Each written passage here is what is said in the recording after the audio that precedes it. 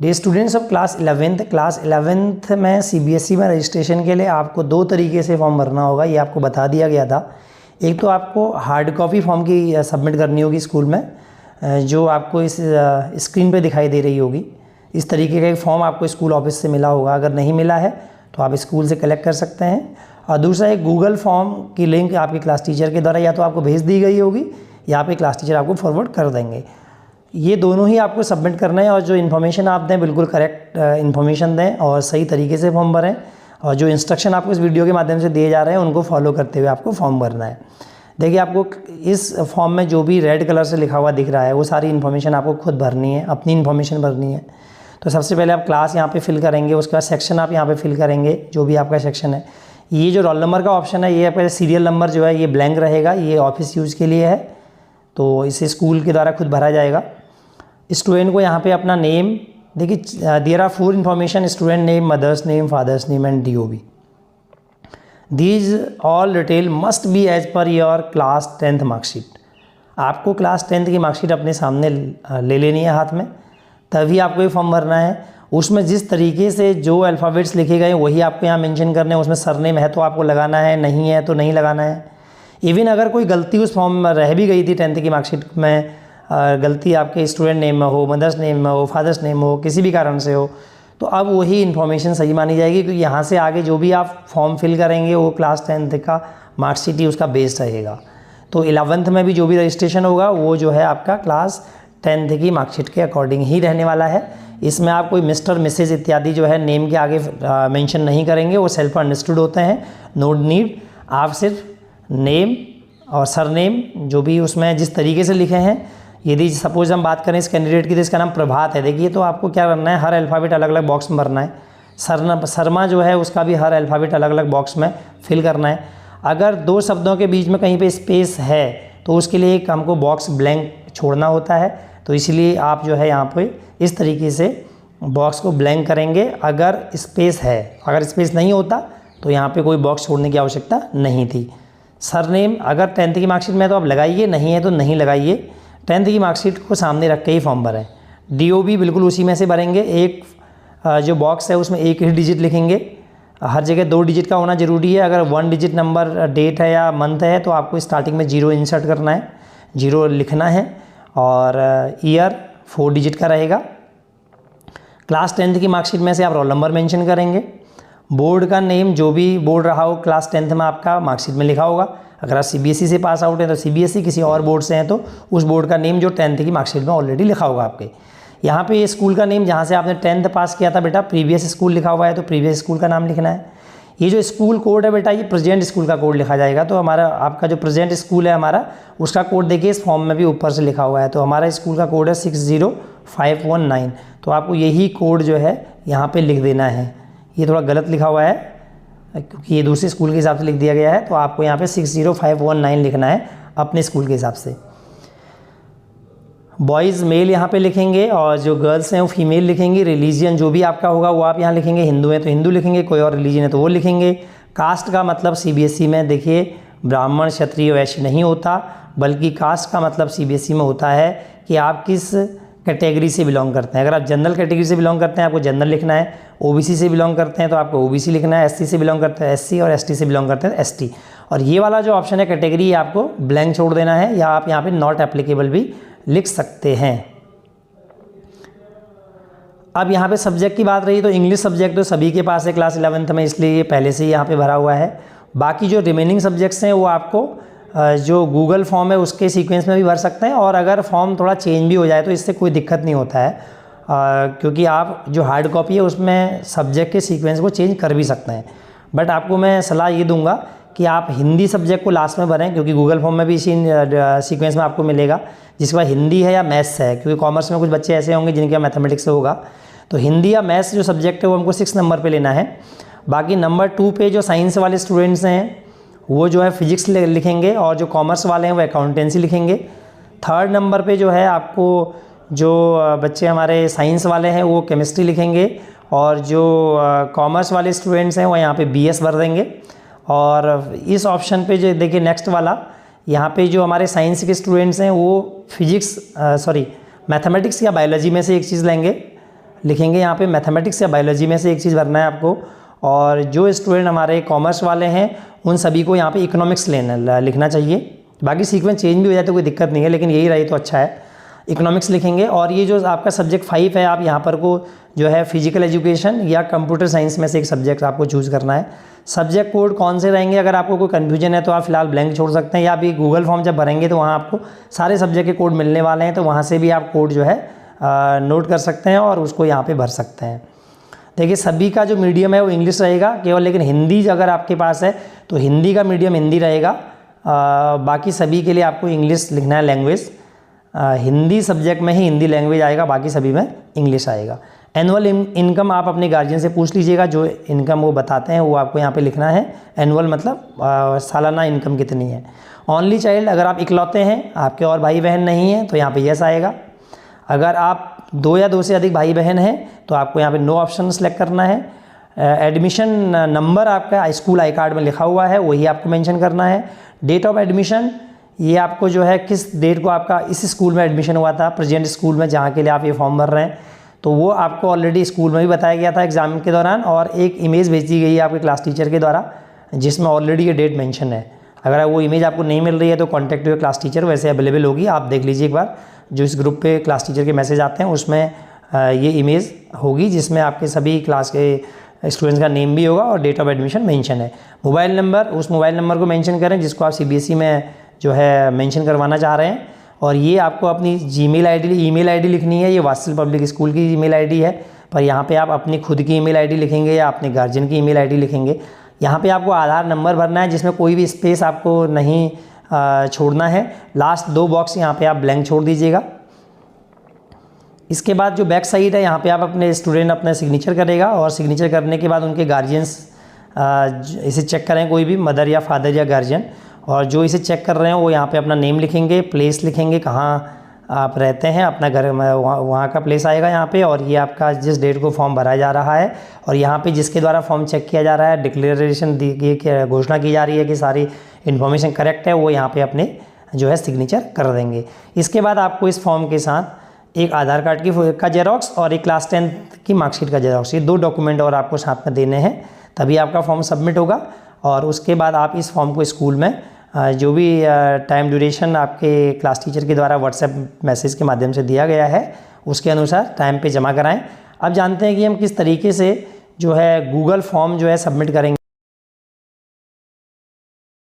तरीके का interface open होने वाला है उस लिंक पे क्लिक करने के बाद, जिसमें लिखा है कि online registration form for the students of class 11th। तो देखिए सबसे पहले आपको अपना जीमेल आईडी यहाँ पे टाइप करना है, और फिर नेक्स्ट का ऑप्शन आपको सिलेक्ट करना है यहाँ पे। इसके बाद आप क्लास चूज़ करेंगे, तो सीधी सी बात 11th क्लास के लिए फॉर्म भर रहे हैं 11th आएगा। सेक्शन इसमें से कोई सा भी आप चूज़ करिए, ABC जो भी आपका सेक्शन हो वो आप चूज़ करेंगे। नेक्स्ट का ऑप्शन क्लिक करेंगे। नेक्स्ट ऑप्शन पे जाने के बाद यहाँ पे देखिए आपको क्लास 10th की मार्कशीट के अकॉर्डिंग अपना नेम कैपिटल लेटर में ही लिखना है।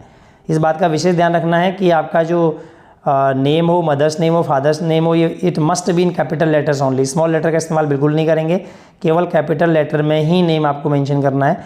जैसे जिसके लिए आपको अभी फॉर्म दिखाया गया था, शो किया गया था स्क्रीन पे हार्ड कॉपी वाला, उसी की डिटेल चलिए हम यहाँ पे भर देते हैं। और इस कैंडिडेट का नाम था Prabhat Sharma, so it will be PRABHAT। देखिए सब कैपिटल में होना चाहिए, स्पेस SHARMA। जरूरी है कि इसकी 10th की मार्कशीट में भी नेम इसी तरीके से हो। उसके बाद दूसरे नंबर पे आ जाता है mother name. Mother name was Poonam दियर, तो पूनम शर्मा। देखिए यहाँ पे स्पेस नहीं है तो ये गलत हो जाएगा, इसलिए आप यहाँ पे स्पेस छोड़ेंगे। एक बार कोई भी चीज़ टाइप करने के बाद आप उसे चेक जरूर कर लें, कहीं ऐसा तो नहीं कि कुछ गलत हो गया हो, जैसे यहाँ पे अभी गलत हो गया था। देखिए स्पेस छोड़ दिया गया है।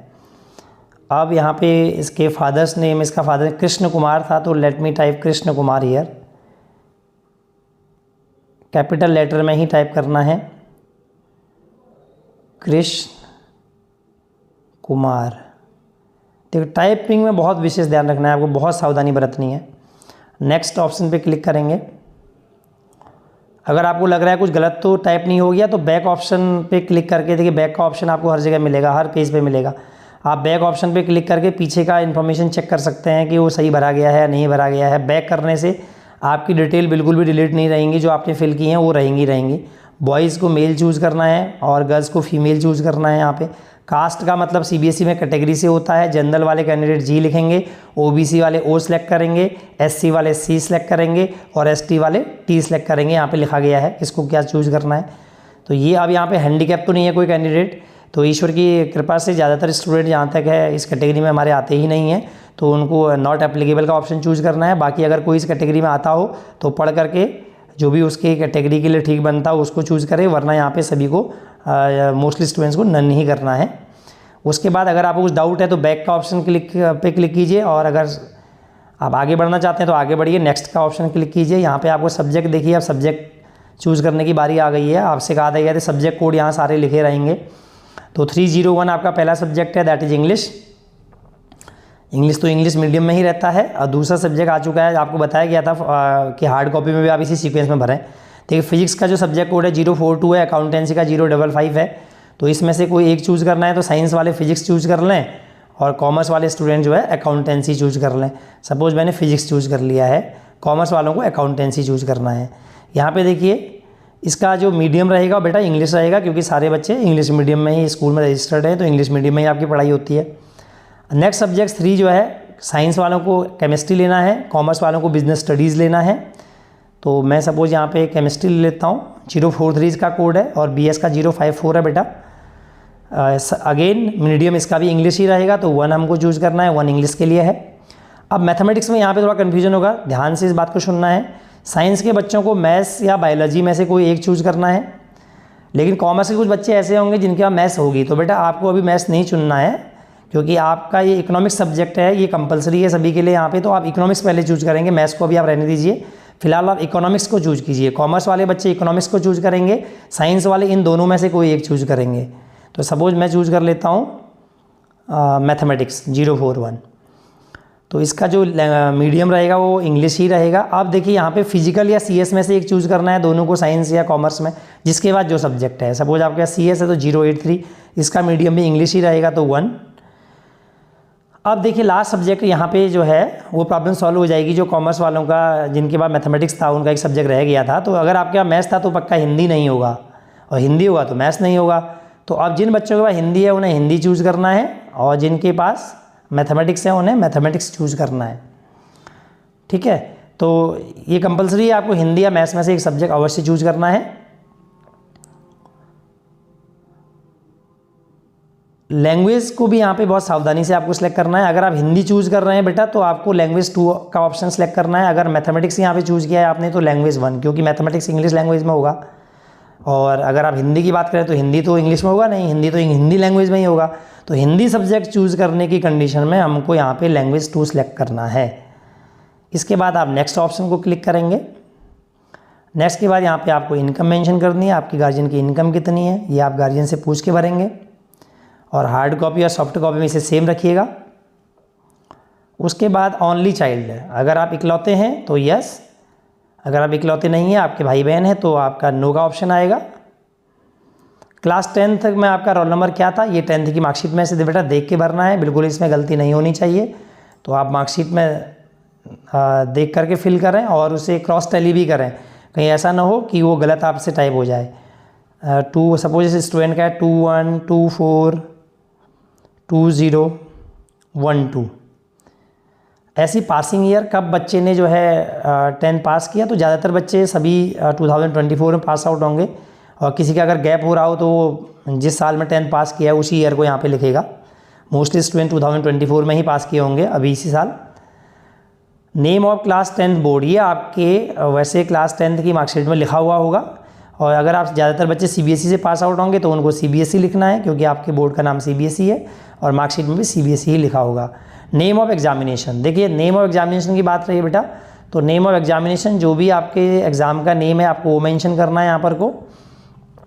अगर आप सीबीएसई से पास आउट हैं तो क्लास 10 में सीबीएसई बोर्ड का जो एग्ज़ाम होता है उसका नाम होता है AISSE। तो AI आप देखेंगे तो आपकी मार्कशीट में लिखा भी रहेगा बेटा AISSE, जिसका फुल फॉर्म होता है all India secondary school examination. तो आप पूरा लिखें तब भी चलेगा, नहीं तो शॉर्ट में AISSE आपको लिख देना है। यदि आप किसी और बोर्ड से पास हैं तो उसमें एग्ज़ाम का नाम लिखा होगा तो आप उसे शॉर्ट फॉर्म में लिख दीजिए, पूरा नाम लिख दीजिए। एडमिशन नंबर आप अपने स्कूल के आई कार्ड में देख करके लिख सकते हैं। स्कूल का जो आई कार्ड है उसमें आपका एडमिशन नंबर लिखा होगा, तो वो जो 4 डिजिट नंबर है उसको आप यहाँ पे टाइप करेंगे, 4 डिजिट 3 डिजिट जो भी है, 35। जिस कैंडिडेट के लिए मैं आपको फॉर्म भरना सिखा रहा हूँ वो 3535 एडमिशन नंबर है। क्या आप माइनॉरिटी से बिलोंग करते हैं, ये आप अपनी गार्जियन से पूछें। माइनॉरिटी मतलब अल्पसंख्यक, अगर अल्पसंख्यक समुदाय से आप बिलोंग करते हैं तो येस आएगा, अदरवाइज नो आएगा। यहाँ पे आधार नंबर आपको टाइप करना है और ये विदाउट स्पेस टाइप करना है, इसमें कोई स्पेस हमको देना नहीं है। 7323 आप अपना आधार प्लीज़ टाइप करेंगे। 8452। अब यदि आपको कोई डाउट है कि मेरे द्वारा भरी गई इन्फॉर्मेशन नहीं भी है तब भी मैं आपको सजेस्ट करूंगा कि आप बैक का ऑप्शन सेलेक्ट करें। देखिए बैक का ऑप्शन सेलेक्ट करने से हमारे द्वारा की गई कोई भी इन्फॉर्मेशन गायब नहीं है, सब एज इट इज़ है। आप उसे चेक कर सकते हैं, दोबारा क्रॉस टैली कर सकते हैं, कहीं ऐसा तो नहीं कुछ गलत टाइप हो गया हो। तो इस तरीके से आप जो है 1 बाय 1 सारे पेजेस में पीछे तक जा सकते हैं, लास्ट पेज तक जा सकते हैं, फर्स्ट पेज तक जा सकते हैं आई मीन टू से, और फिर वापस नेक्स्ट का ऑप्शन क्लिक करके आप वापस लास्ट पेज में आ सकते हैं। लास्ट पेज में आने के बाद अगर आपको लगता है कि मेरे द्वारा भरी गई सारी इन्फॉर्मेशन करेक्ट हैं, इसमें कहीं कोई गलती नहीं है, तो आप सबमिट का ऑप्शन क्लिक करें और तब तक सबमिट का ऑप्शन क्लिक न करें जब तक कि ये कंफर्म न हो जाए कि ये जो इन्फॉर्मेशन है आपके द्वारा सही तरीके से मैच करने के बाद भर ली गई है। ध्यान रहे कि सबमिट फॉर्म एक ही बार सबमिट होगा, 2 बार जो बच्चे इस फॉर्म को सबमिट करेंगे उनसे डबल रजिस्ट्रेशन चार्ज लिया जा सकता है। देखिए सबमिट पे क्लिक करने के बाद इस तरीके का इंटरफेस आपके सामने आएगा। इट मीन्स आपका जो फॉर्म है वो सबमिट हो चुका है, your response has been recorded. अब ये ऑप्शन जो इसके बाद आपको दिखाई दे रहा है ये सबमिट अनदर, इसको आपको चूज़ ही नहीं करना है। अगर आपने इसको चूज़ कर लिया तो ये मान लीजिए कि आपका जो रजिस्ट्रेशन चार्ज है वो डबल हो सकता है। आपको एक ही बार फॉर्म भरना है और सही डिटेल आपको भरनी है और डुप्लीकेट एंट्री आपको नहीं करनी है। तो इन बातों का ध्यान रखते हुए आप सही तरीके से फॉर्म सबमिट करें। Thank you.